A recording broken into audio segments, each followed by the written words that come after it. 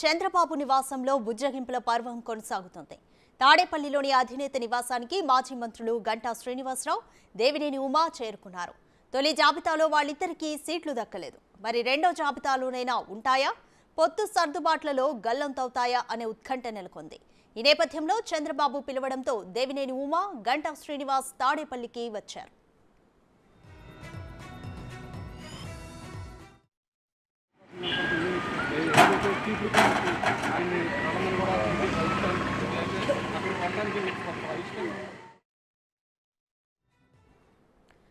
TDP Janasena తొలి జాబితా విడుదల తర్వాత ఈరోజు చంద్రబాబు నివాసంలో బుజ్జగింపుల పర్వం కొనసాగుతోంది. తాడేపల్లిలోని అధినేత నివాసానికి మాజీ మంత్రులు గంటా శ్రీనివాసరావు, దేవినేని ఉమా చేరుకున్నారు.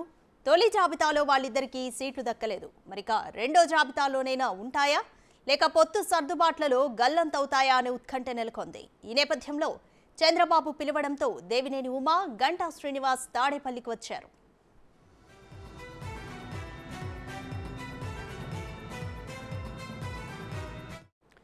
ఇదే విషయంపై కంప్లీట్ డీటెయిల్స్ మా ప్రతినిధి శివ అందిస్తారు. శివ, చంద్రబాబు పిలుపుతో దేవినేని ఉమా, గంటా శ్రీనివాస్ తాడేపల్లికి వచ్చారు. ఈ సీట్ల సర్దుబాటుకి సంబంధించే చర్చ ఉంటుందా, మరి ఇంకేదైనా ఉంటుందా? కంప్లీట్ డీటెయిల్స్ ఏంటి? అదిగా మొత్తం మీద చూసుకుంటే తెలుగుదేశం పార్టీ అధినేత చంద్రబాబు నివాసాన్ని కొద్దిసేపు క్రితం మాజీ మంత్రి దేవినేని ఉమా, గంటా శ్రీనివాసరావు చేరుకోవడం జరిగింది.